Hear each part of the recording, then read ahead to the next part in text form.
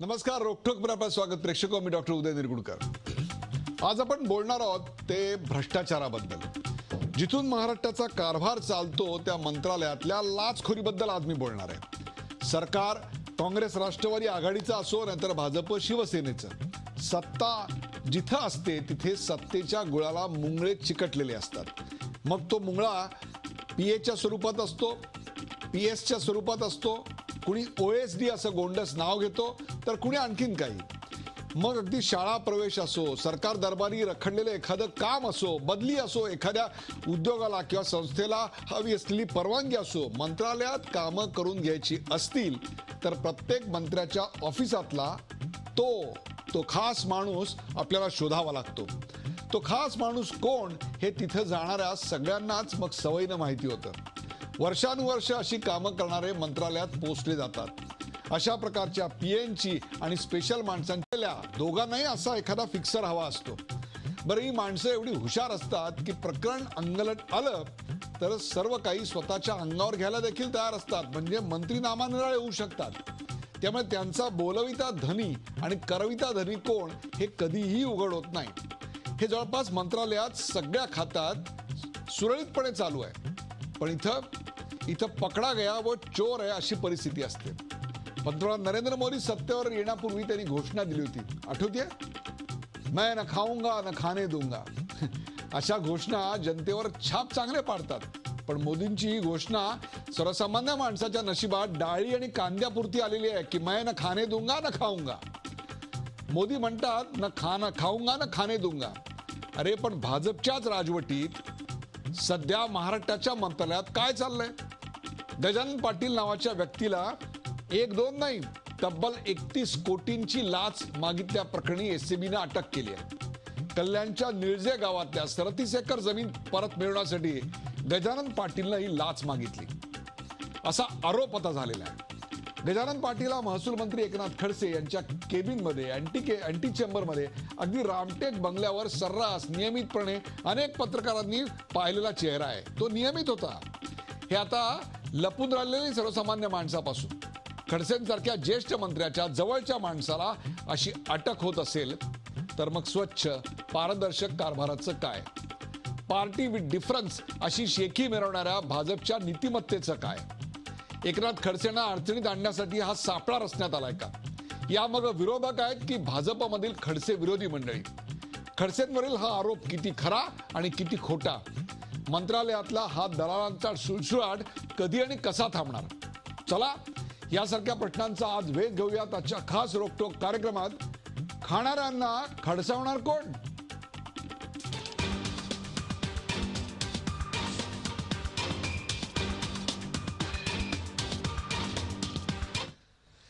खाणाऱ्यांना खडसावणार कोण? सुरुवातीला पाहूया या विषयावरचा एक खास रिपोर्ट.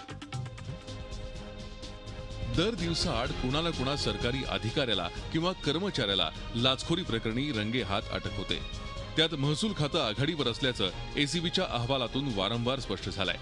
मात्र आता महसूल मंत्री एकनाथ खडसे यांच्याशी संबंधित गजानन पाटील नावाच्या व्यक्तीलाच लाच मागितल्या प्रकरणी अटक झाल्यानं खळबळ उडाली आहे.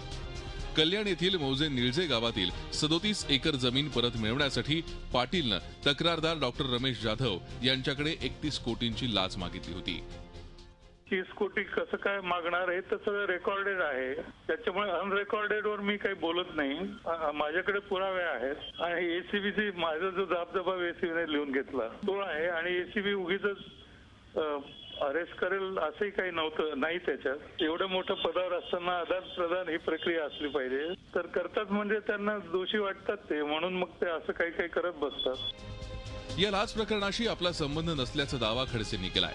शिवाय तक्रारदार जाधव यांच्या विरोधात अब्रू नुकसानीचा दावा दाखल करण्याचा इशाराही त्यानं दिलाय. मला हे आश्चर्य वाटतं आहे की जे प्रकरणच संपलेलं आहे, ज्याचा निर्णय देऊन मागितलेला, याला 30 कोटी मागताय, जमीन 5 कोटीची. मी जाधवांच्या चौकशीची वगैरे मागणी करणार नाही. मी ह्याच्यावर अब्रू नुकसानीचा दावा दाखल करणार आहे. जे काही याच्याशी संबंधित असतील या प्रत्येकावर कायदेशीररित्या कारवाई करण्याच्या संदर्भामध्ये मी स्वतःच पुढाकार घेणार आहे. या प्रकरणी एसीबीवर कोणताही दबाव नाही असं मुख्यमंत्री देवेंद्र फडणवीस यांनी स्पष्ट केलंय. तर खडसेंनी नैतिकतेच्या आधारावर मंत्रिपदाचा राजीनामा द्यावा अशी मागणी काँग्रेसने केली आहे. 30 कोटी रुपये तो मागतोय आणि आता परत माननीय मुख्यमंत्र्यांना आम्ही जर सांगितलं की त्यांचा राजीनामा घ्या तर ते क्लीन चिट देणारच आहे. तर आम्हीच अर्ज करतो मुख्यमंत्र्यांकडे की खिडकी योजनेमध्ये कृपया खडसेंना क्लीन चिट मिळण्याबाबत देऊन टाका. म्हणजे मुदान खडसेंनी या बाबतीत नैतिकतावरून राजीनामा द्यायला पाहिजे. द्यायलाच पाहिजे तर, परंतु ते राजीनामा देणार नाही मला कल्पना. आम्ही आता मंत्र्यांचे राजीनामा मागे सोडून दिले. यापूर्वीही मंत्रालयात पीएंना लाच घेताना अटक झाल्याची अनेक प्रकरणं घडली आहेत. गृहराज्यमंत्री रणजित पाटील यांचे पीए मिलिंद कदम यांना मंत्रालयातच एसीबीनं लाच घेताना अटक केली होती. माजी शालेय शिक्षण मंत्री राजेंद्र दर्डांचा पीए दीपक करांडे याला एका संस्थेला नवीन शाळेची परवानगी देण्यासाठी 65,000 रुपयांची लाच घेताना मंत्रालयातच अटक करण्यात आली होती. माजी सामाजिक न्यायमंत्री शिवाजीराव मोघे यांचा पीए प्रशांत अल्ल्याडबार याची लाचखोरी प्रकरणी एसीबी मार्फत खुली चौकशी सुरू आहे. माजी महसूल राज्यमंत्री राजेंद्र शिंगणे यांचे पीए सिद्धार्थ खरात यांनी तत्कालीन महसूल मंत्री नारायण राणे यांची एका पत्रावर खोटी सही केल्याप्रकरणी राणेंनी खरात यांच्या विरोधात तक्रार दाखल केली होती. गजानन पाटलांसारख्या दलालांचा मंत्रालयात खुल्या वावर असतो. हे दलाल पैसे घेऊन मंत्रालयातील कामही करून देतात, हे उघड सत्य आहे. मात्र गजानन पाटलांसारख्या एका दुसऱ्यालाच अटक होते आणि या अटकेचे धागोदरी सत्तेत बसलेल्यांपर्यंत कधीच पोहोचत नाहीत आणि हा निव्वळ योगायोग निश्चितच नसतो. व्हिडिओ जर्नलिस्ट संजीव गुप्ता आणि अमित जोशीसह दीपक भातुसे, झी मीडिया, मुंबई. खाणाऱ्यांना कोण खडसावणार या विषयावरचा हा रिपोर्ट आपण पाहिलात आणि त्याची चर्चा करण्यासाठी आपल्या सोबत आहेत गदी कुलथे हे महाराष्ट्र राज्यपत्रित अधिकाऱ्यांच्या संघटनेचे संस्थापक आणि आता मुख्य सल्लागार आहेत. सर, आपलं या कार्यक्रमात स्वागत. आपल्या बरोबर आहेत डॉक्टर रत्नाकर महाजन आणि विश्वंभर चौधरी हे सामाजिक कार्यकर्ते आणि रत्नाकर महाजन हे काँग्रेसचे प्रवक्ते आहेत. आणखीनही काही मान्यवर पाहुणे काही क्षणात आपल्या सोबत जोडले जात आहेत. सर्वप्रथम गदी कुलथे यांच्याकडे जाऊया. गदी कुलथे यांच्याकडे राज्य प्रशासन कसं चालतं आणि राजपत्रित अधिकारी आणि त्याहीपेक्षा सुद्धा मंत्री आणि पीए यांचे संबंध कसे असतात याचा केवळ गाढा अनुभव नाही तर अनेक सुरस कहाण्या देखील त्यांच्याकडे आहेत. कुलथे साहेब, एखादा चेहरा जो अतिशय नियमितपणे पत्रकारांना एखाद्या मंत्र्याच्या बंगल्यावर दिसतो, त्याच्या अँटी चेंबरमध्ये दिसतो, त्याच्या घरी दिसतो, याचा अर्थ आम्ही काय समजायचा असतो? या पर्टिक्युलर प्रकरणी किंवा आज जी आपण चर्चा काढलेली आहे, काही व्यक्तींची नावं या ठिकाणी आलेली आहेत, त्याबद्दल पूर्ण चौकशी झाल्याशिवाय बोलणं मला उचित वाटत नाही. मी तुम्हाला एका स्पेसिफिक प्रश्नाचं विचारतच नाही आहे. मी तुम्हाला फक्त असा प्रश्न विचारला, मी कोणाचं नाव घेत नाहीये, की एखादी व्यक्ती एखाद्या मंत्र्याच्या अँटी चेंबरमध्ये, केबिनमध्ये, त्याच्या घरी दिसते, याचा अर्थ काय घ्यायचा? मंत्र्यांकडच्या स्टाफबद्दल मुख्यमंत्र्यांनी ही जबाबदारी स्वीकारून चौकशी करावी किंवा यामध्ये काही दोष असेल तर तो दुरुस्त करावा. आम्ही राजपत्रित अधिकारी महासंघाच्या वतीने एक बाब निश्चितपणे सांगतो की देशाचा किंवा राज्याचा विकास व्हायचा असेल तर भ्रष्टाचार निर्मूलन झालंच पाहिजे, त्याशिवाय देशाचा राज्याचा विकास होऊ शकणार नाहीये. आणि म्हणून अधिकारी महासंघाच्या वतीने आम्ही गेल्या 1 वर्षापासून माझ्या प्रश्नाचं तुम्ही उत्तर दिलं नाही की भ्रष्टाचार निर्मूलन व्हायला पाहिजे याची अशी दुमत असायचं कारण नाही. ते भ्रष्टाचार करतात ते देखील असं उजळ माथ्यानं असं म्हणतात की भ्रष्टाचार दूर झाला पाहिजे. पण होणार कसा? एखादी व्यक्ती एखाद्या मंत्र्याच्या केबिनमध्ये, त्याच्या अँटी चेंबरमध्ये, त्याच्या घरी वारंवार दिसते, याचा अर्थ त्याचे आणि त्या मंत्र्याचे संबंध काय स्वरूपाचे असावेत असं आपल्याला वाटतं? आपण इतकी वर्ष महाराष्ट्राचं राज्यकारण आणि प्रशासन अत्यंत जवळून पाहत आहे.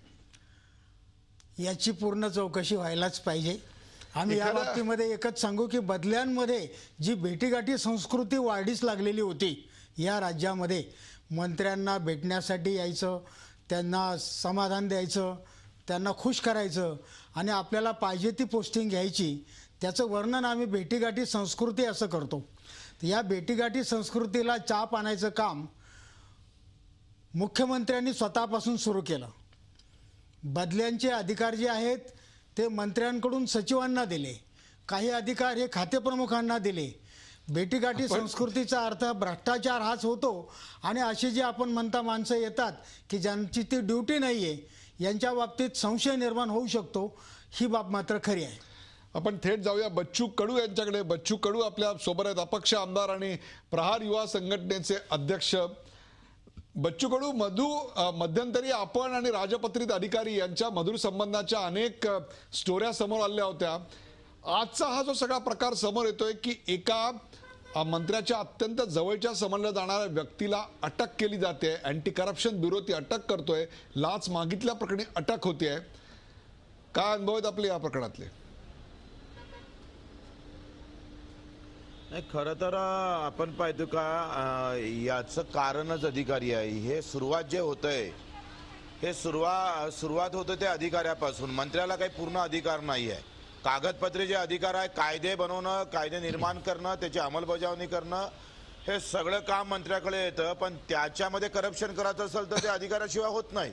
आणि जोपर्यंत अधिकारी समोर येत नाही आता तोपर्यंत हे समोरचा अधिकाऱ्यानं जर हे ब्रेक दिलं, एखाद्या मंत्र्याला डायरेक्ट निलंबनाचे अधिकार आहे का? त्याने जर उद्या असा आदेश केला याला निलंबित करा, पण जोपर्यंत सचिव त्याच्यावर आदेश काढत नाही तोपर्यंत निलंबित होत नाही. आणि म्हणून मुळातच आम्ही पाहतो का सगळ्या गोष्टी ज्या अडकून असतं त्या अधिकाऱ्या प्रशासनाकडे. म्हणजे भ्रष्टाचार करप्शनाला मोठं जर कारण असेल तर ते भ्रष्ट अधिकारी आहेत. आपलं असं मत आहे बच्चू कडू आपलं असं मत आहे की मंत्री हे अत्यंत शुद्ध चारित्र्याचे क्लीन प्रशासनाचे असतात. त्यांना कोणत्याही प्रकारे पैसे खायचे नसतात, परंतु त्यांच्या हाताखालचे राजपत्रित अधिकारी पैसे खात असतात. मग असं असेल बच्चू कडू तर युपीएच्या कार्यकालामध्ये मंत्रिमंडळातले बरेचसे मंत्री, अर्धा डझन मंत्री हे तिहार जेलमध्ये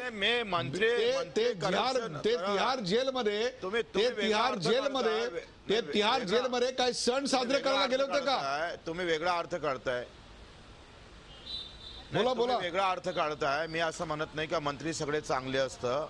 मंत्री केवळ चांगले असतं असं मला म्हणायचं नाही आहे. पण त्याला ब्रेक तुम्ही एक लक्षात घ्या. मी उदाहरण हे सांगतोय का मंत्र्यानं जरी मनात आणलं तरी अधिकारी ते थांबवू शकतं, कारण त्याच्यावर ऑर्डरी सगळे अंमलबजावणीचं कामच प्रशासन करतंय. लक्षात घ्या. मग अशा वेळेस टिप्पणी लिहून ठेवली का अधिकाऱ्यानं का याच्यावर माझ्यावर जबरदस्ती केलेली आहे? याच्यासाठी ह्या टिप्पणी लिहिता येते ना. आपण टिप्पणीमध्ये सगळं नमूद करता येतं. त्या मंत्र्याला आपोआप घरी घालवता येतं. आम्ही पाहतो का एका इकडे मंत्र्यांना आदेश दिल्यानंतर सचिवाला तिथं टिप्पणी लिहिता येतं कशा कशा प्रकारचा दबाव आला मला. इव्हन फोन जरी आला तरी त्याची टिप्पणीत लिहिण्यात तरतूद आहे. हे आपण अधिकारी वापरत नाही. मंत्री भ्रष्ट असतात, करप्शन करतच, याच्याबद्दल दुमत नाही आहे. पण या सगळ्यावर ब्रेक लावायचं काम प्रशासनाचं असतं. प्रशासन कायदेशीर काम करण्यासाठी एखादा महानगरपालिका म्हणतात की जर तोंडी आदेश दिले तर तोंडी आदेशाबद्दल नोट लिहायची तरतूद केलेली आहे. असं असताना देखील भ्रष्टाचार मंत्रालयात होत असतो आणि तो थेट मंत्र्याच्या अँटी चेंबर पर्यंत जाऊन पोहोचतो. तिथं अँटी करप्शनला ट्रॅप लावावा लागतो आणि मंत्र्याच्या जवळच्या माणसाला पकडावं लागतं. खाणाऱ्याला खडसावणार कोण? आम्ही एक बाब निश्चितपणे सांगू इच्छितो की 90% अधिकारी कर्मचारी ह्या भ्रष्टाचारापासून अलिप्त असतात, परंतु 10% ही काही गडबड असते आणि त्यांना सुधारवण्याचं काम, त्यांच्यामध्ये काही इम्प्रूव्हमेंट करण्याचं काम आम्ही निश्चितपणे हाती घेतलेलं आहे आणि त्याचा परिणाम हळूहळू दिसायला लागणार आहे. आपण पगारात भागवा हे अभियान आम्ही सुरू केलेलं आहे. पगारात भागवा हे अभियान इतकं अर्थपूर्ण आहे की तुम्ही पगाराव्यतिरिक्त कुठेही लक्ष देऊ नये, कुठेही लक्ष घालू नये, तुमचा मोह टाळावा हा त्यामधला उद्देश आहे. या सगळ्या प्रकरणात काँग्रेसची नेमकी भूमिका काय ते जाणून घेऊया. वेळ का आली त्याची चर्चा करूया, परंतु ती वेळ आल्यानंतर जे मार्ग ते सुधारण्याकरता वापरले जातात त्या मार्गांची कधी चर्चा करावी लागेल. बच्चू कडू जाऊया आपण रत्नाकर महाजन यांच्याकडे. रत्नाकर महाजन, काँग्रेसची नेमकी भूमिका काय आहे? आज एका अत्यंत वजनदार मंत्र्याच्या जवळच्या अशा असणाऱ्या माणसाला ज्याच्या लग्नाच्या पत्रिकेत, माझ्याकडे ती लग्नाची पत्रिका प्रेक्षक आवाज आहे, ज्याच्या लग्नाच्या पत्रिकेत एकनाथ खडसे यांचं स्टेट नाव होतं, अशा व्यक्तीला अँटी करप्शन ब्युरो, लाचलुचपत खातं ट्रॅप लावून पकडतं. 4-6 महिने त्याच्यावर ट्रॅप लावलेला होता. कशाचं लक्षण आहे? मुळामध्ये आपल्या एका विधानामध्ये दुरुस्ती केली पाहिजे, कारण त्यामुळं गैरसमज संभवतो. तो असा की युपीएच्या कार्यकाळात अर्ध मंत्रिमंडळ तिहार जेलमध्ये होतं. हे आपलं विधान जे आहे ते अर्धा डझन आहे. अर्धा डझन की ए राजा हे मंत्री आणि सुरेश कलमाडी हे तत्कालीन खासदार यांच्याशिवाय अन्य कुणीही तिहारच्या तुरुंगात गेलेलं नव्हतं. बाकीच्या लोकांनी केवळ परसेप्शनच्या मुद्द्यावरून राजीनामे दिलेले होते. त्यामुळे या विधानात आपल्या दुरुस्ती करणं आवश्यक आहे. दुसरं असं की हे विशिष्ट प्रकरण जर आपण लक्षात घेतलं तर खुद्द खडसे यांनी ह्या पाटलांची माझी चांगली ओळख आहे आणि ते माझ्या मतदारसंघातलेच आहेत आणि ते माझ्याबरोबर असतात. एवढंच नाही तर ते वारीला पण बरोबर असतात. इतकी त्यांची घनिष्ठता खुद्द खडसे यांनी मंजूर केलेली आहे. अशा परिस्थितीमध्ये त्यांच्याशी झालेल्या संवादाचं ऑडिओ टेप हे भ्रष्टाचार ACBकडं आहे. त्याचप्रमाणे तक्रारदार जे डॉक्टर पाटील आहेत त्यांच्याकडं पण आहे. तेव्हा अशा परिस्थितीत सापडलेल्या खडसेंना याच्यातून अब्रूनुकसानीच्या खटला भरण्याची धमकी देऊन सुद्धा सुटका मिळेल अशी शक्यता नाही. म्हणून काँग्रेस पक्षाचं मागणं असं, आम्ही उद्याच ACBकडे एका शिष्टमंडळात जाऊन आमच्या मागण्या सादर करणार आहोत आणि त्यात याची जी पूर्ण चौकशी आहे ती व्हावीच. पण ती पूर्ण होईपर्यंत खडसे यांनी राजीनामा दिला का पाहिजे, कारण ते सत्तास्थानावर राहून चौकशीच्या कामात दबाव आणणं आणि मॅनिप्युलेशन करणं हे करू शकतात. पण सरकारनं तात्काळ कारवाई करत लाच मागणाऱ्याला अटक केली आहे, म्हणजे सरकार भ्रष्टाचाराच्या विरोधात आहे असा याचा अर्थ होत नाही का?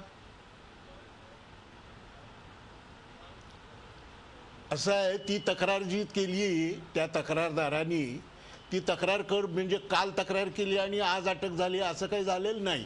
ती तक्रार केली, त्याला 12 पंचनामे झाले. एकूण या एका प्रकरणात 12 पंचनामे झाले. त्यातला एक पंचनामा मंत्र्याच्या अँटी चेंबरमध्ये झाला. एवढा सगळा इतिहास घडून गेलेला आहे. त्यामुळं एवढ्या एका प्रकरणावरून हे सरकार भ्रष्टाचार विरोधाचा संकल्प घेऊन कारभार करीत आहे असं प्रशस्तीपत्र या सरकारला देण्याची बिलकुल आवश्यकता नाही. उलट हे एकच काय, आणखीन 4-5 मंत्री या सरकारमधले भ्रष्टाचाराच्या कर्दमात रुतलेले आहेत. पण मला सांगा, ज्या माणसाने आरोप केले त्या माणसाच्या, त्या व्यक्तीच्या विश्वासार्हतेचं काय? या प्रकरणात 1 रुपयाची लाच देखील दिली गेलेली नाही.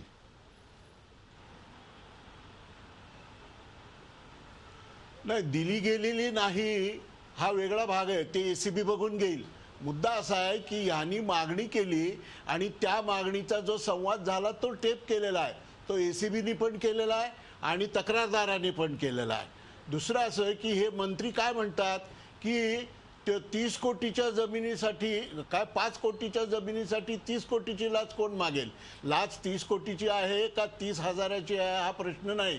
लाच मागितली की नाही आणि ती मागितली असेल तर का मागितली असा खरा महत्त्वाचा प्रश्न आहे. आणि त्या प्रश्नाची शहानिशा ACBच्या रेग्युलर कारभारातून न्यायालयापर्यंत याचा प्रवास झाल्याखेरीज याची तड लागणार नाही. आपण डॉक्टर विश्वंभर चौधरी यांच्याकडे. विश्वंभर चौधरी, 1 रुपयाची लाच दिली नाही, घेतली गेली नाही, तरी देखील मंत्र्यांचे PA किंवा मंत्र्यांच्या जवळची माणसं ही अत्यंत भ्रष्ट असतात याच्यावर अनेकांचा विश्वास आहे. म्हणून आज दिवसभर सोशल मीडियावर एकच मुद्दा चर्चेत होता, तो म्हणजे एकनाथ खडसे यांच्या अत्यंत जवळच्या असणाऱ्या एका व्यक्तीला मंत्रालयात अटक होते. हे कशाचं लक्षण आहे? काय वाटतं आपल्याला? मला असं वाटतं की हेमनगाचं एक टोक फक्त हे आहे आणि हे मंत्रालयात सर्रास चाललेलं आहे. आता खडसे साहेबांच्या एका विधानाचं मला आश्चर्य वाटलं, म्हणजे ते त्याच्यात दोषी नसतीलही असं आपण आत्ता काही कोणी निष्कर्षाला येऊ नये की ते कोण दोषी आहे किंवा, परंतु मंत्री म्हणून, घटनादत्त एक मंत्री म्हणून त्यांचं कर्तव्य असं होतं की या प्रकरणाची संपूर्ण चौकशी चांगल्या पद्धतीने होईल. यासाठी वाटल्यास मी राजीनामा देऊ शकतो, देऊ नका, पण तुम्ही म्हणा की मी देऊ शकतो आणि मी बाहेर राहतो पाहिजे तर काही काळ, की मला वाटतं अजितदादांनी ते केलं होतं की ते बाहेर राहिले होते, तर तसं तुम्ही म्हणा की मी कारभारातून बाहेर राहतो आणि याची संपूर्ण चौकशी व्हावी. मला त्याच्यात काही ऑब्जेक्शनेबल वाटत नव्हतं. फक्त मला ऑब्जेक्शनेबल असं वाटलं की त्यांनी अब्रू नुकसानीचा विषय आत्ता काढला. अब्रू नुकसानीचा दावा जेव्हा तेव्हाच तो दावा दाखल होऊ शकतो जेव्हा हे प्रकरण याची पूर्ण तपासणी होऊन कोणीही दोषी नाही हे निष्पन्न होईल. मग हे आजच बोलायची काय गरज असा माझ्यासारख्यांच्या मनात प्रश्न येतो. आणि मग मंत्री म्हणून तुम्ही एक प्रकारे त्या प्रक्रियेवर काही दबाव टाकताय का, तक्रारदारावर काही दबाव टाकताय का असा प्रश्न साहजिक येतो. त्यामुळे मला असं वाटतं की ज्याला धमकी सुद्धा आपण म्हणू शकतो, मला त्यामुळे असं वाटतं की अशा धमकीपेक्षा सरकारने चौकशी नीट करावी आणि नीट चौकशी झाल्यावर पाहिजे तो खडसे साहेबांचा हक्क आहे, त्यांनी नंतर त्याच्यावरती अब्रू नुकसानीचा गुन्हा दाखल करावा. नंबर 1. आत्ता मला कुलथे साहेबांचं थोडं आश्चर्य अशासाठी वाटलं की त्यांनी प्रपोर्शन एक्झॅक्टली उलट सांगितलं का काय असं मला वाटलं. ते म्हणाले मला ही त्यांनी आकडेवारी, शास्त्रीय आकडेवारी कुठून आणली मला माहीत नाही, की 10% लोकच खातात आणि त्यामुळे 90% आणि मग पगारात भागवा, आंदोलन करावं लागतं, हे मला माहीत नाही त्यांनी कुठून आणलं. परंतु त्यांनी सांगावं की राजपत्रित संघटनेच्या त्यांच्या अधिकाऱ्यांच्या संघटनेनी कधी एक at single point of time त्यांनी करप्शनवरती या योजना आहेत त्या शासनाने कराव्यात असं त्यांनी काही शासनाला एक A4 साईजचं पान तरी दिलं का हे त्यांनी पहिले सांगावं. बच्चू भाऊ जे म्हणतात ते 100% खरं आहे. अधिकाऱ्यांनी जर लिहिलं नाही फाईलवर तर मंत्री काही करू शकत नाही, ही वस्तुस्थिती आहे. याचा अर्थ पुन्हा मंत्री सगळे चांगले आहेत असं अजिबात नाही. मंत्री सुद्धा दहशत घालून, धमक्या देऊन, वेगवेगळ्या प्रकारे युक्त्या सगळ्या आयोजन नाही तर बदलीचं शस्त्र वापरून त्या अधिकाऱ्यांना त्रास देतात, ही गोष्ट खरी आहे. परंतु जर अधिकाऱ्यांनी बदलीची तयारी ठेवली, जशी भाटियांची 23 वेळा बदली झाली किंवा असे अनेक अधिकारी आहेत, ते राजपत्रित अधिकाऱ्यांचं सुद्धा त्यात आहे की ते जर असे निघाले आणि त्यांनी सांगितलं की फाईलवर मी लिहिणार नाही किंवा तुमचा फोन आला होता ही नोटिंग मी करणार, दूरध्वनीद्वारे मंत्र्यांनी असे आदेश दिले आहेत म्हणले की गोष्ट संपते. मला सांगा किती राजपत्रित अधिकारी अशा नोंदी करतात? राजपत्रित अधिकारी संघटनेचा एकही प्रयत्न मला माहीत नाही की ते म्हणले की आम्हाला रोज कळतं कुठे भ्रष्टाचार होऊ शकतो म्हणून तुम्ही तो थांबवा, हे त्यांनी कुठं म्हणल्याचं मला माहीत नाही. न त्यांचा कोणत्या भ्रष्टाचाराच्या विरोधातल्या आंदोलनाला मी पाठिंबा कधी, कारण त्यावेळेला ते शासकीय अधिकारी असतात आणि हक्क मागायचे असतात तेव्हा मात्र ते एक नागरिक असतात आणि नागरिक म्हणून ते त्यांचा पगार त्यांचं वाढून घेत असतात. बच्चू भाऊनी मध्ये जनता दरबार भरवला होता, मी गेलो होतो त्या जनता दरबाराला. 18 महिन्यापूर्वी विश्वंभर चौधरी एका मोठ्या अपेक्षेने या सरकारला निवडून देण्यात आलं. हे सरकार आलं ते स्वच्छ आणि गतिमान प्रशासनाचा दावा करत आलं. या देशाच्या प्रधानमंत्र्यांनी न मैं खाता हूं न खाने देता हूं अशा प्रकारची भूमिका घेतलेली होती. परंतु मंत्र्यांकडून कामं करून देतो असे सांगणाऱ्या एजंटांचा, दलालांचा सुळसुळाट यापूर्वी आपण मंत्रालयात पाहिला होता. आत्ताच्या 18 महिन्यात आपल्या कानावर काय गोष्टी आहेत, काय वाटतं आपल्याला विश्वंभर चौधरी? मला माहिती आहे की देवेंद्र फडणवीस हे स्वतः प्रयत्न करतात वगैरे, ह्या गोष्टी बरोबर आहेत आणि काल त्यांनी भाषणात ती आतबलता व्यक्त केली. ते म्हणाले की काही सिस्टीम आणली तरी त्याच्यातून फाटे फोडणारे लोक मंत्रालयात बसलेले आहेत आणि ते त्याचा बरोबर फायदा घेतात असं त्यांनी काल स्वतः सांगितलं. मुद्दा असा आहे की खरं म्हणजे ह्यावर ज्यांनी विश्वास ठेवला, न खाऊंगा न खाणे दूंगा यावर विश्वास ठेवणाऱ्या लोकांबद्दलच माझ्या मनात आदर आहे की भारतीय जनतेने फारच सहिष्णू जनता असल्यामुळे त्यांनी त्या वचनावर खरं म्हणजे विश्वास ठेवला. त्याचं कारण असं की ज्या प्रकारचा कॉर्पोरेट पैसा निवडणुकीच्या प्रचारासाठी लागला होता त्यांनी हे सरकार शुद्ध राहण्याची कुठलीही स्थिती तशी निर्माणच होणं शक्य नव्हतं. इतका पैसा लागला होता आणि त्याची रिकव्हरी होणार एक अगदी साहजिक होतं. महाराष्ट्र सुद्धा भारतीय जनता पक्षात जे राष्ट्रवादीतून लोक आलेले होते ते कशा प्रकारे आले हे सगळ्यांना माहिती आहे आणि त्यामुळे मला असं वाटतं की ही मुळातच ही आशा भाबडी होती की ते म्हणतायत न खाणे दूंगा न खाऊंगा न खाणे दूंगा, तर आत्ता 72,000 कोटी अदानीकडे आहेत सरकारचे आणि अदानीचा सुद्धा मल्ल्या होणार का काय अशी चर्चा देशभरात आहे. ते अदानी त्यांच्याबरोबर परिस दौऱ्यासोबत आहेत आणि त्यांच्या पाठीवर अंबानी हात टाकतात. त्यामुळे मला असं वाटतं की ह्या अपेक्षा जनतेने ही आशा ठेवणं हा शुद्ध भोळेपणा होता आणि जनता त्यात फसली. हे काही सांगायला पुनर्ज्योतिषाची गरज नाही. महाराष्ट्रापुरता जितका मुद्दा आहे तेव्हा मला असं वाटतं की मुख्यमंत्र्यांनी काल सांगितलं की आम्ही सिस्टेमिक चेंजेस काही असे करत आहोत, ते करायलाच पाहिजे, त्याच्याबद्दल काही वाद नाही. परंतु डेटरंट असा ज्याचा धाक वाटावा अशी कोणतीही यंत्रणा आज महाराष्ट्रात नाही. ना एसीबीचा तो धाक आहे ना कुठे. बच्चू कडू, आपल्याला काय वाटतं मागच्या 18 महिन्यात बच्चू कडू मागच्या 18 महिन्यात काही परिस्थिती बदलली आहे का? या एजंटांचा जो सुळसुळाट होता तो सुळसुळाट कमी झाला का? सत्तेचे दलाल कमी झालेत का? मंत्र्यांच्या भोवताली या अशा लोकांची जी गर्दी असते, नेहमी फायली घेऊन फिरतात, कामं करून देतो सांगतात, अशा माणसांची संख्या कमी झाली आहे का वाढली आहे या सरकारमध्ये? नाही, थोडा अधिक प्रसाद पाहिजे आहे, कारण प्रचंड भ्रष्टाचार आहे. मंत्रालय म्हणजे भ्रष्टाचाराचा कारखाना आहे, तिथंच सगळं हे होतंय आणि म्हणून हा प्रसाद जो आहे, आम्ही जो दिलेला प्रसाद आहे तो कमी आहे, अजून त्याला वाढवावं लागेल. निश्चितच कमी होईल, कारण की कायदा आम्ही म्हणतोय का कायदा जेव्हा आपण पाळतोय, कायदा पाळा असं म्हणतात, पण हे कायदा पाळत नाही, हे काय देता याच्यावर चालतं. आता तुम्ही साधं उदाहरण आहे, माझ्यावर गुन्हा दाखल केला 353 गावीतला बोललो म्हणून आणि त्याच पोलीस स्टेशनमध्ये मी रिपोर्ट दिला का यांनी त्या मंत्रालयात आंदोलन कसं केलं. आंदोलन करण्याचा अधिकार आहे का? कायद्यानं ते आंदोलन करता येतं का? 144 कलम असताना सुद्धा तिथं ते आंदोलन केलं, त्याच्यावर तुम्ही गुन्हे दाखल करा. तर पोलीस स्टेशनचं उत्तर आलं का तुम्ही मंत्रालयात गुन्हा हे करा, रिपोर्ट द्या. म्हणजे कायदा कुठं आहे हो? सामान्य माणसासाठी कायदा नाही. मी रिपोर्ट दिल्यानंतर मला उत्तर भेटतं आणि ते आता सल्लागाराला विचारतोय. म्हणजे कायदा जेव्हा तोडल्या जातं तेव्हा तो मारावं लागतं, त्यांना धापावं लागतं, चपकावं लागतं आणि मग हे दुरुस्ती होईल. कारण यांना कायद्याचं भय राहिलं नाही. बच्चू कडू आपल्या मतदारसंघातली कामं करून घेण्याकरता किंवा आपल्या ओळखीच्यांची कुठली कामं अडली नडलेली कामं मंत्रालयातनं मार्गी लावण्याकरता कधी आपल्यासारख्या एखाद्या आमदाराला सुद्धा अशा एजंटांनी गाठलं होतं का? कधी त्यांनी काही मागणी केली होती का? किंवा आपल्या कामावर असे काही प्रकार आलेत का?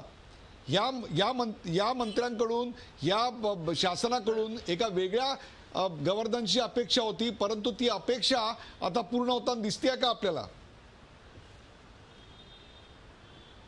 नाही, शक्यच नाही आहे. कसं आहे का तुम्ही एखादी आपण जर निवडणुकीची सिस्टीम पाहिली ना, ते चिन्ह, धर्म आणि पैसा यावर अवलंबून आहे. मी सांगतोय या सगळ्या पार्टीवाल्याचे चिन्ह बाद करा. याचं कोणी यांचा आजोबा पण निवडून येणार नाही सांगतोय. चिन्ह हे महत्वाचं आहे, माणसाला ते निवडून देत नाही. इथं सिस्टीममध्ये दोष आला. धर्म आणि पैसा याचा वापर प्रचंड होत असल्यामुळं सामान्य लोक गुमरामध्ये येतं आणि म्हणून आम्ही पाहतो का यांना सामान्य माणसाची जळ नाही आहे. सामान्य माणूस मेला काय काय काय हे कुलथे आहे ना, या कुलथ्यांना आम्ही आव्हान देतोय. त्यांनी सांगावं का लागन तेवढे प्रकरण. मी जनता दरबारमध्ये विशंभर चौधरी जे आले होते, लागन तितके आमने सामने होऊ द्या ना. तुम्ही कशा चुका केल्या, काय केला, रोज काय करताय, होऊ द्या आमने सामने. आम्ही तयार आहोत. तुम्ही सुद्धा या सगळे मीडियावाल्यांनी. आणि काय काय चुका माझ्याकडे बच्चू कडू ब्रेकवर जाण्यापूर्वी मी तुम्हाला एक प्रश्न विचारतोय. सध्याच्या मंत्रालयामध्ये कोणत्या खात्यात सर्वात जास्त भ्रष्टाचार आहे असं वाटतं? कोणत्या खात्यात सध्या अशा एजंटांचा सर्वात जास्त सुळसुळाट आहे? कुठलं ते खातं, असं खातं पितं खातं कुठलं आहे की जिकडे सध्या भरपूर छपाई काम चालू आहे?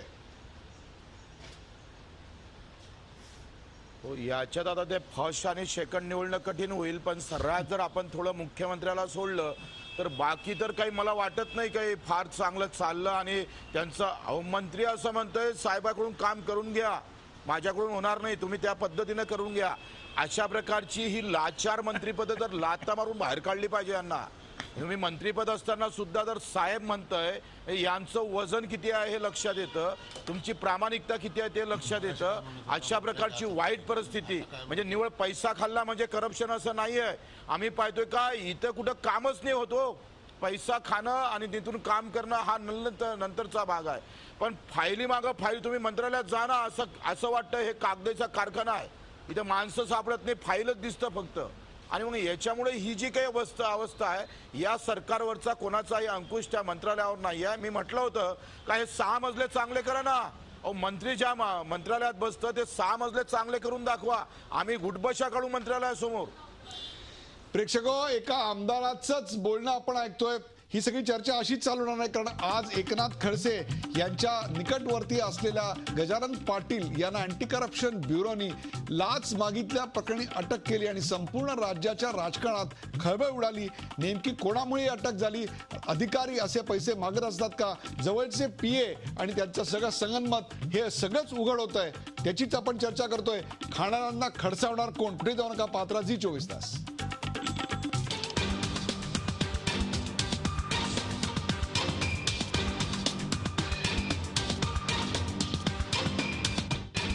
खाणाऱ्यांना खडसावणार कोण या विषयाची आपण चर्चा करतोय. आपल्यासोबत गदी कुलथे आहेत. गदी कुलथे हे राजपत्रित अधिकाऱ्यांच्या संघटनेचे संस्थापक आणि आता मुख्य सल्लागार आहेत. ब्रेकवर जाण्यापूर्वी बच्चू कडू या अपक्ष आमदारांनी राजपत्रित अधिकाऱ्यांच्या वृत्तीवर आणि त्यांच्या खाबुगिरीवर प्रहार ओढताना अनेक पुरावे मांडायचा इथे मुद्दा मांडलेला आहे. तसाच आत्ता प्रकार घडलेला आहे कुलथे साहेब. गजानन पाटील यांच्याबरोबर उन्मेष महाजन हे एकनाथ खडसेंचे OSD देखील चर्चेत आलेले आहेत.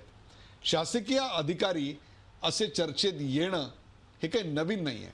काय सांगाल? ही काय फार भूषणावह बाब नाही आहे. या बाबतीत आमचं स्पष्ट धोरण आहे की चौकशी अंती ज्यांच्यावर भ्रष्टाचार सिद्ध होईल त्यांना कडेलोटासारखी शिक्षा दिली पाहिजे आणि एक चांगला संदेश गेला पाहिजे की त्यांनी भ्रष्टाचार जर का केला तर त्याचा 3 पिढ्यावर परिणाम होतो. हे आम्ही सर्वांच्या लक्षात आणून देत असतो. आणि म्हणून त्यांना सांभाळून घेण्याचं किंवा त्यांना प्रोटेक्ट करण्याचं आमचं कुठलंही उद्दिष्ट नाही आहे, आमचं धोरणसुद्धा नाही आहे. मी विश्वंभर चौधरींच्या बोलण्याकडे लक्ष वेधतो. ते फार चांगली व्यक्ती आहे, विचारवंत आहेत, त्यांच्याबद्दल आम्हाला नितांत आदर आहे. त्यांनी जे विचारलं की या बाबतीत तुम्ही काही केलं का, मी त्यांच्या लक्षात आणून देतो की भ्रष्टाचाराचा भस्मासूर गाडून टाका ही आम्ही गेल्या वर्षापासून मोहीम सुरू केलेली आहे. राज्याच्या विद्यमान मुख्यमंत्री की जे अतिशय स्वच्छ आहेत व्यवहाराच्या बाबतीमध्ये, त्यांनी सुद्धा याची प्रशंसा केलेली आहे की पगारात भागवा हे अभियान आम्ही सुरू केलेलं आहे. परिणाम काय? आम्ही परिणाम काय सर्व झाला? जिल्ह्यांमध्ये परिणाम बैठका काय घेतलेल्या झाला? तालुक्यामध्ये परिणाम सुद्धा सांगा ना. यावर्षी आम्ही बैठका घेणार रिझल्ट काय? आहोत रिझल्ट की काय? पगारात रिझल्ट काय भागवा. सांगा? भ्रष्टाचाराबद्दल तुम्ही रिझल्ट सांगा ना. रिझल्ट येता काय कामा आला नये. तर? ज्यांचा रिझल्ट. भ्रष्टाचार सिद्ध होईल त्यांना कडेलोटासारखे शिक्षा रिझल्ट सांगा ना. करा, रिझल्ट. नोकरीतून काढून टाका. जी कायद्यामध्ये शिक्षाची तरतूद आहे मॅक्झिमम शिक्षा द्या, म्हणजे संदेश चांगला जाईल शासनाच्या वतीने सुद्धा आणि प्रशासना. सरसकट सगळे भ्रष्ट वगैरे असा प्रचार करणं फार सोपं आहे, परंतु फार अवघड आहे. हे चांगले माणसं आहेत म्हणूनच शासन चाललेलं आहे, ही यंत्रणा चांगलं काम करते म्हणूनच प्रशासन चाललेलं आहे. म्हणून सरसकट असा आरोप करणं हे चुकीचं होतंय असं आम्हाला नम्रपणे वाटतंय. परंतु जे भ्रष्टाचारी आढळतील ना त्यांना मॅक्झिमम शिक्षा करा, फास्ट ट्रॅक कोर्ट्स नेमा, लवकरात लवकर निर्णय घ्या. आपण जाऊया जास्त शिक्षा करा. रत्नाकर महाजनच्याकडे. रत्नाकर महाजन, ज्या गोष्टी करता नवीन सरकारला निवडलं गेलं लोकांकडनं तीच गोष्ट होताना दिसत नाहीये. ते म्हणजे सत्तेच्या भोवतीचे दलाल कमी होताना दिसत नाहीयेत, किंबहुना ते खूप वाढलेले आहेत. काय नेमकं होतंय? या सरकारला भ्रष्टाचाराला आळा घालायला कुठेतरी अपयश आलेलं आहे? हे तर 100% खरं आहे आणि हे 2 वर्षाच्या अनुभवावरूनच सिद्ध होत आहे, हे स्पष्ट आहे. मुद्दा असा आहे की आपण मगाशी म्हटल्याप्रमाणे लोकसभेच्या निवडणुका असोत किंवा विधानसभेच्या निवडणुका असोत, भ्रष्टाचार, महागाई यासारख्या लोकांच्या भावना आकृष्ट करणाऱ्या मुद्द्यांवर प्रचाराची राळ उडवून सत्तेत आलेलं सरकार 2 वर्ष होऊन सुद्धा भ्रष्टाचाराच्या संदर्भात लोकांना उदाहरण घालून देता येईल अशी कारवाई करू शकलेलं नाही. मग ते दिल्लीचं सरकार असो किंवा मुंबईचं सरकार असो. दिल्लीच्या सरकारनं अजून लोकपालसुद्धा नेमलेलं नाही, जी भ्रष्टाचार निर्मूलनाची अधिकृत शासकीय यंत्रणा आहे जी संसदेने मंजूर केलेली आहे. आणि संसदेत हा चर्चेला आला कायदा त्यावेळेला सध्याचे अर्थमंत्री राज्यसभेतले विरोधी पक्ष नेते होते, त्यांनी या विधेयकाला 1 नाही 2 नाही 200 दुरुस्त्या दिल्या होत्या. याचा अर्थ त्यांना त्याबद्दल किती कळकळ होती हे यावरनं सिद्ध होतं. पण ते सत्तेवर आल्यानंतर लोकपाल नेमला नाही, महाराष्ट्रात आज लोकायुक्त नाही. त्यामुळं भ्रष्टाचार निर्मूलनाविषयीची संस्थात्मक यंत्रणा उभी करण्यातलं अपयश हे जसं सिद्ध होतं, तसंच आपण मगाशी म्हटलं त्याप्रमाणे मंत्रालय आणि आजूबाजूला दलाल आणि मध्यस्थ यांचा सुळसुळाट अभूतपूर्व आहे असं मंत्रालयाच्या आसपास किंवा मंत्रालयात जाणारे आपले वेगवेगळे सहकारी आणि प्रतिनिधीसुद्धा आपल्याला सांगतील. हे का होतं? 2 कारणं संभवतात. एक, आपल्याला जो काही 5 वर्षांचा अवधी मिळाला आहे त्याचा जास्तीत जास्त फायदा करून घ्यावा आणि पुढच्या भविष्यकाळाची बेगमी करून ठेवावी हा एक विचार असू शकतो. किंवा आपण सत्तेत असल्यामुळे सर्वाधिकारी आहोत, त्यामुळं आपण काहीही केलं तरी कायदा काय किंवा लोक काय आपलं काही बिघडवणार नाहीत अशा प्रकारची बेफिकीर वृत्ती असू शकते. रत्नाकर महाजन, हे काँग्रेस आणि एनसीपीच्या आघाडी सरकार सारखंच काहीतरी इकडे चाललेलं आहे की मुख्यमंत्री साफ, मुख्यमंत्र्यांची इमेज अत्यंत क्लीन, स्वच्छ, परंतु आजूबाजूचे मंत्री मात्र भ्रष्ट, असाच काहीसा पुन्हा एकदा आपल्याला डाव दिसतोय? नाही, ही चुकीची तुलना आहे. कारण काँग्रेस आणि एनसीपीच्या बद्दल अशी चर्चा झाली नव्हती. जी काही झाली ती त्यावेळच्या संदर्भात होती. आज तसं नाही आहे.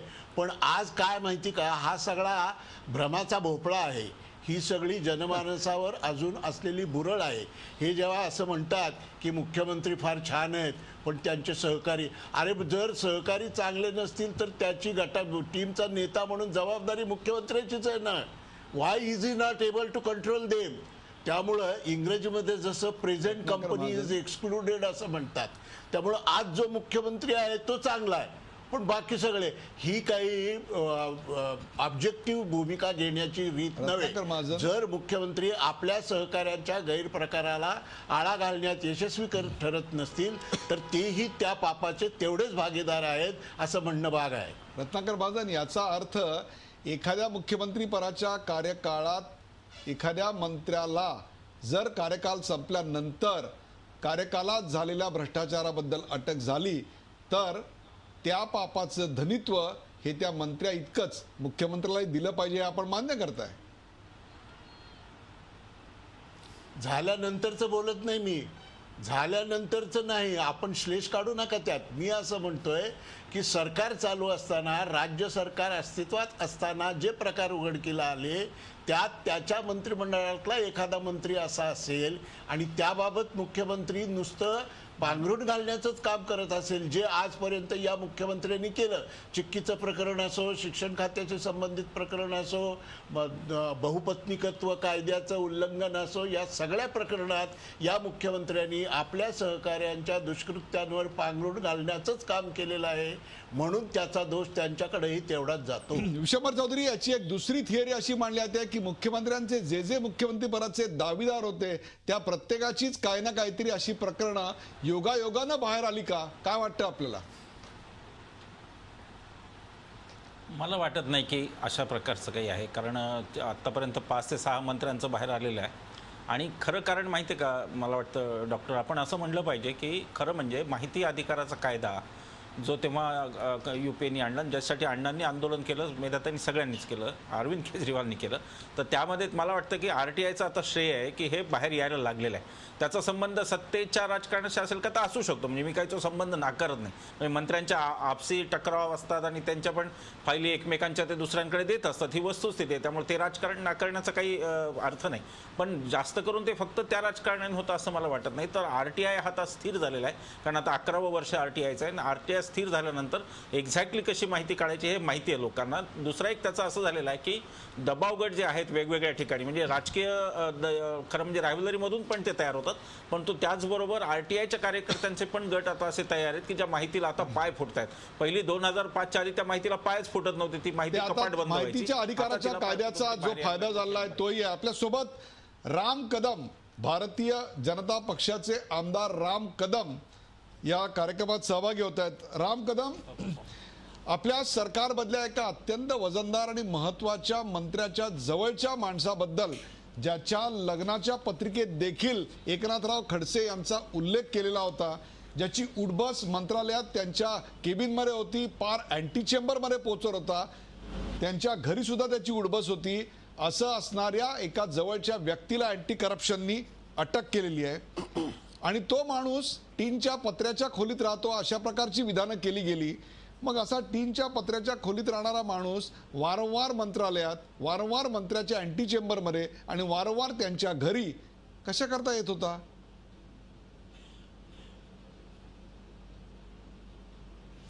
सामाजिक जीवनात आणि राजकीय जीवनात काम करणाऱ्या व्यक्तीच्या भोवती कायम लोकांचा पगडा असणार हे आपल्याला मान्य करावं लागेल. आणि खडसे साहेबांचं राजकारणामध्ये मागच्या 40 वर्षापासून ज्या पद्धतीनं सातत्यानं 30 वर्ष निवडून येत आहेत, लोकांशी दांडगा जनसंपर्क आहे, त्याच्यामुळे श्रीमंत घरातली माणसं यावीत आणि पत्र्याच्या झोपड्यातल्या माणसाने येऊ नये असं काही आपल्याला भेदाभेद करता येणार नाही. उलट पक्षी राजकीय व्यक्तींकडे राम कदम मी असं मुळीच म्हणत नाहीये. राम कदम मी श्रीमंत माणसांनी यावं आणि गरिबांनी येऊ नये अशी पॉप्युलर लाईन मुळीच घेत नाहीये. माझं म्हणणं एवढंच आहे की गरीब घरातल्या माणसाला रोज रोज त्यांच्या अँटी चेंबरमध्ये, त्यांच्या घरी किंवा त्यांच्या केबिनमध्ये रोज रोज काय काम पडत होतं हा माझा सवाल आहे. याचं कारण 3-3 महिने 4-4 महिने ACB ट्रॅप लावतोय. ते कशा करता ट्रॅप लावतोय? नाही डॉक्टर साहेब, कसं आहे की नाही, त्याच्यामुळे खडसे साहेबांचं स्पष्टीकरण स्वतः खडसे साहेबांनी दिलं का आपण ते ऐकवलं मला ठाऊक नाही, पण अत्यंत स्पष्ट आहे की अनेकदा लग्नाच्या पत्रिकेमध्ये कार्यकर्ते पुढाऱ्याला न सांगता नाव टाकतात. ही पूर्ण महाराष्ट्रामध्ये आपल्या प्रथा परंपरा आहे आणि कार्यकर्त्याला नाही सुद्धा म्हणता येत नाही. आणि मतदारसंघामध्ये प्रत्येकाच्या 4-4 लाख लोक असतात आणि 30 वर्षाची राजकीय तपश्चर्या जेव्हा असते तर त्यावेळेस अनेक लोकांशी संपर्क असतो. तर त्याच्यामुळे एखादा माणूस अँटी चेंबरमध्ये आला, एखादा माणूस केबिनमध्ये आला, तर याचा अर्थ आपण एवढाच लावायला पाहिजे की ती व्यक्ती तेवढी पॉप्युलर आहे, सगळ्या लोकांशी आपुलकीनं वागते आहे. याच्यामध्ये त्या गजमल पाटलाला पाठीशी घालण्याचा ना खडसे साहेबांनी प्रयत्न केलाय, ना आमच्या सरकारनं प्रयत्न केला, कुणीच प्रयत्न करत नाहीये. उलट झालेल्या प्रकारची कसून चौकशी झाली पाहिजे असं सातत्यानं 3 दिवसापासून खडसे साहेब सांगतायत. नाही, बरोबर आहे. त्याच्यामुळे आपण या प्रकरणाकडे पाहताना आपण थोडा वेगळा दृष्टिकोन घेतला. अगदी वेगळा दृष्टिकोन ठेवूनच माझा प्रश्न आहे.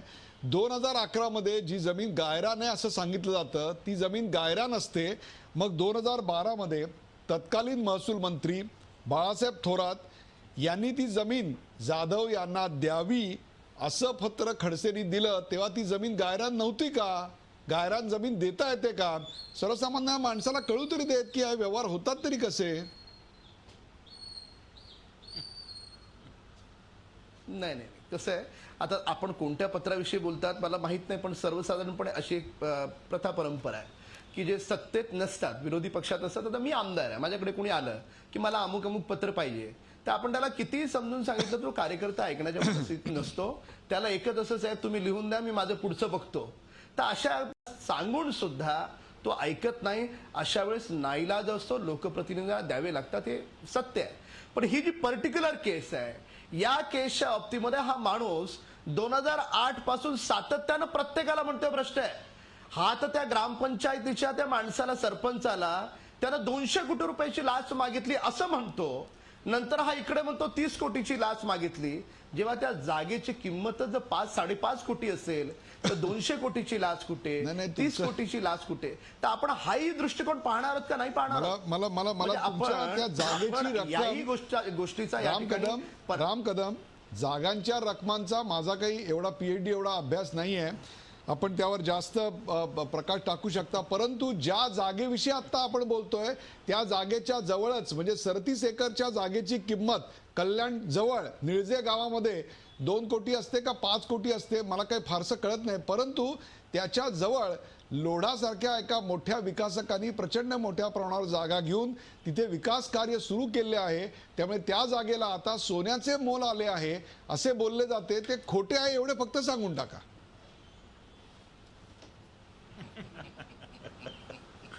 नाही, आपण जागेच्या किमतीविषयी चर्चा करायची असेल तर त्याची चर्चा होईल. आपण या ठिकाणी चर्चा एवढीच करतो आहोत की जी फेब्रुवारीमध्ये जागा नाकारली गेली तिसऱ्यांदा, आणि तिसऱ्यांदा जागा नाकारल्याच्या नंतर ती जागा देण्याचा अधिकार मंत्र्याचा नाहीच आहे. त्याच्यासाठी हायकोर्टात अपील करावं लागतं. हा अतिशय साधं सोपं सरळ गणित आहे. मला असं असताना सुद्धा एखादी व्यक्ती जेव्हा सांगते, आणि अशी हॅबिच्युअल व्यक्ती सांगते की जी न्यायाधीशावर आरोप करते, जी वकिलावर आरोप करते, जी प्रधान सचिवावर आरोप करते, जी ग्रामपंचायतीच्या सरपंचावर आरोप करते, म्हणजे जो हॅबिच्युअल कंप्लेनर आहे. तुमच्या या मुद्द्यात 100% तथ्य आहे की आरोप करणाऱ्या व्यक्तीची विश्वासार्हता ही प्रश्नचिन्हांकित आहे. याविषयी काही वाद नाही. त्या झोपडपट्ट्या त्या तहसीलदाराने नंतर उठवल्या, हे सगळं बाब जनतेसमोर आहे. परंतु ज्या एका स्वच्छ प्रशासनाचा न खाता हूं न खाणे देता हूं असं सगळं गर्वानी 56 इंची छातीने आतापर्यंत सांगितलं जात होतं, म्हणून मी हा प्रश्न विचारतोय. मग असं असताना एका मंत्र्याच्या जवळच्या माणसाला खुद्द मंत्रालयात अँटी करप्शन ब्युरो ट्रॅप लावून पकडतं. राम कदम, हे कशाचं लक्षण मानायचं? हे कुठलं सरकार मानायचं? मग या आधीचं सरकार ज्यांच्यावर भ्रष्टाचाराचे आरोप झाले म्हणून तुम्ही निवडून आलात, मग तुमच्या आणि त्यांच्यात फरक काय राहिला? डॉक्टर साहेब, फक्त मला या ठिकाणी 1 मिनिट माझं ऐकून घ्यावं, माझी अशी अपेक्षा आहे. आमचं सरकार, आमचेच पोलीस, जर आमचं सरकार, आमचेच पोलीस अशा पद्धतीच्या माणसाला ट्रॅप लावत असतील तर महाराष्ट्रातल्या 12 कोटी जनतेला सगळ्यात आनंदाचा दिलासा आहे की हे सरकार कुणालाही चुकीचं काम करू देण्याच्या मनस्थितीत नाही. आणि मुळात हा माणूस ना खडसे साहेबांचा PA ना कार्यकर्ता आहे. आता मतदारसंघामध्ये 4 लाख लोकांपैकी एक, आता जो कोणी दारात येईल त्याला नाही थोडीच म्हणता येतं. तर त्याच्यामुळे आपण या भूमिकेकडे सरकारच्या लक्ष दिलं पाहिजे की चुकीच्या कामाला हे सरकार अजिबात पाठीशी घालत नाही, हे याच्यातून व्यक्त होतंय, स्पष्ट होतंय. आणि ज्यावेळेस खडसे साहेबांनी कालही प्रतिक्रिया दिली, आजही प्रतिक्रिया दिली, प्रतिक्रियेमध्ये अत्यंत स्पष्ट आहे, खडसे साहेबांनी स्वतः या प्रकरणाची सखोल चौकशी व्हावी, त्याला कुठेही कुठल्याही पद्धतीनं पाठीशी घालणार नाही, हे वेळोवेळी स्पष्ट केलंय.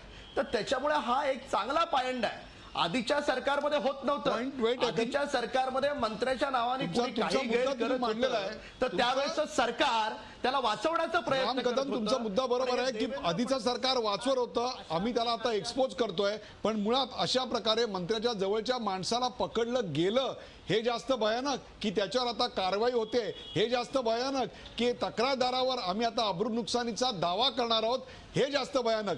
कार्यक्रमाच्या वेळेची मर्यादा लक्षात घेता एक शेवटची कॉमेंट विश्वंभर चौधरी यांच्याकडनं. विश्वंभर.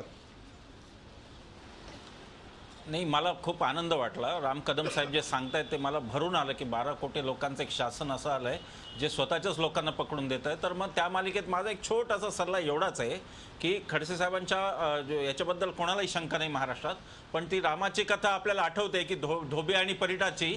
तर त्यावेळेला परिटासाठी सीतेला तर यांनी छोटा त्याग करावा, महसूल खातं सध्या सोडून द्यावं असं माझं म्हणणं आहे की चौकशी होईपर्यंत खडसे साहेबांनी महसूल खातं दुसऱ्याकडे देऊन टाकावं. इतकी साधी गोष्ट आहे. मला असं वाटतं की राम कदम साहेब इतके छान बोलतात, त्यांना ते सहज कन्व्हिन्स करू शकतील असं मला वाटतं. हाही उपाय कन्सिडर करायला काय हरकत आहे.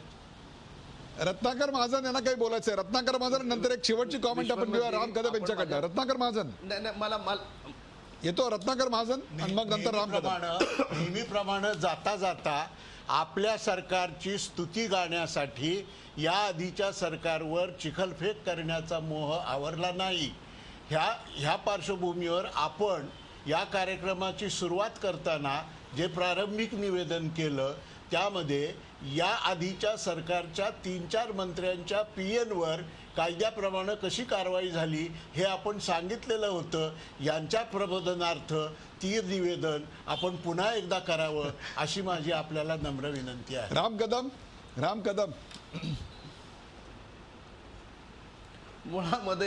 मुळामध्ये हा पाटील ना साहेबांचा PA आहे ना कुणी जवळचा आहे हे आपण समजून घ्या. आणि त्याच्यावर ACBने कारवाई केली. आणि मंत्र्याच्या नावाने असे असंख्य लोक असतात, आमच्याच नाही प्रत्येक सरकारच्या कालखंडामध्ये असतात. काही चांगले असतात, काही चुकीचे असतात, काही त्याचा गैरउपयोग करणारे असतात. तर असे जे गैरउपयोग करणारे आहेत त्याला कुणीच पाठीशी घालू नये. आणि आमचं सरकार तर पाठीशी घालत नाही हे पूर्ण महाराष्ट्रात. अगदी बरोबर आहे राम कदम. प्रथम आलेलं डिग्रीचं प्रकरण एका मंत्र्याचं, नंतर आलेलं चिक्कीचं प्रकरण आणि आता नंतर 30 कोटी जागेच्या बद्दल लाच मागितल्याचं प्रकरण, ह्या तिन्ही खात्यांचे मंत्री आणि मुख्यमंत्री हा सगळा षड्यंत्राचा भाग नाही आहे याच्यावर महाराष्ट्राची जनता विश्वास ठेवेल. प्रेक्षक खाणाऱ्यांना खडसावणार कोण या विषयावर रंगलेली चर्चा आपण पाहिलीत. एकनाथ खडसे यांच्या जवळच्या गजानन पाटील या व्यक्तीला अटक ही एक प्रकारे हिमनगाचं टोक आहे. या प्रकरणाची चौकशी होईपर्यंत खडसेंनी राजीनामा दिला पाहिजे अशी मागणी काँग्रेसच्या वतीनं आता करण्यात आली. तर गजानन पाटलांची कसून चौकशी झाली पाहिजे असं भाजपनंही स्पष्ट केलंय. ही सगळ्या आरोपांची राळ उडवून सत्तेवर आलेलं सरकार अजून स्वच्छ प्रशासन देऊ शकलं नाही हाच याचा अर्थ आहे. महाराष्ट्रात लोकायुक्त नाही, भ्रष्टाचार विरोधी यंत्रणा उभी करण्यात सरकारला अपयश आलंय. मंत्रालयात सर्रास भ्रष्टाचार सुरू असल्याचं आता समोर येत आहे. या दलालांचा सुळसुळाट तेच दर्शवतो. मंत्रालय म्हणजे भ्रष्टाचाराचा कारखाना बनलाय असं बच्चू कडू यांनी मांडलं. मंत्रालयातला भ्रष्टाचार कमी करण्यासाठी भेटीगाठी संस्कृतीला चाप लावायचे प्रयत्न सुरू आहेत. पगारात भागवा असे उपक्रम सुरू आहेत. अधिकारी संघटनेच्या वतीनं या सगळ्याची जंत्री मांडण्यात आली. पण मंत्रालयातले केवळ 10% अधिकारीच भ्रष्ट आहे हा दावा मात्र सगळ्यांनी खोडून काढला. प्रेक्षको आपलाही तो मान्य नाही याची मला खात्री आहे. अधिकाऱ्यांनी ठरवलं तर ते भ्रष्टाचाराला खरंच आळा घालू शकतात, पण असे प्रामाणिक अधिकारी किती हा सवाल आहे. प्रेक्षको कोणत्याही कागदावर किती वजन ठेवलं जातं याच्यावर तो कागद किती जोरात हलतो हे ठरतं. पण मंत्रालयात उलट आहे. तिथं वजन ठेवल्याशिवाय कोणताही सरकारी कागद वेगानं हलत नाही. सरकारी यंत्रणेतली भ्रष्टाचाराची कीड कधी संपणार हा कळीचा प्रश्न आहे. आधीच्या सत्ताधाऱ्यांवर भ्रष्टाचाराचे आरोप करत विरोधक मंडळी सत्तेवर येतात आणि सत्तेच्या मखरात बसल्यानंतर दुर्दैवाने आधीच्याच सत्ताधाऱ्यांसारखे वागू लागतात. हे चित्र कधी बदलणार? 2 वर्ष संपत आली, आता फक्त 3 उरली. पीए आणि पीएसना कोण कधी कशी व्यसन घालणार? ही चिरीमिरी संस्कृती ही संस्कृती कसली? ही तर विकृतीच आहे. ही विकृती आत्ता देखील आली आहे. या विकृतीनं अच्छे दिन कसे येणार एवढं मात्र मला माहिती नाही. स्वच्छ प्रतिमा असलेले मुख्यमंत्री यांनी याकरता कठोर पावलं उचलली पाहिजेत आणि संबंधितांना वेळीच खडसावलं पाहिजे. या चर्चेत सहभागी झाल्याबद्दल सर्व मान्यवरांचे आभार. ताज्या बातम्यांसाठी पाहत राहा झी24 तास. रहा एक पाऊल पुढे.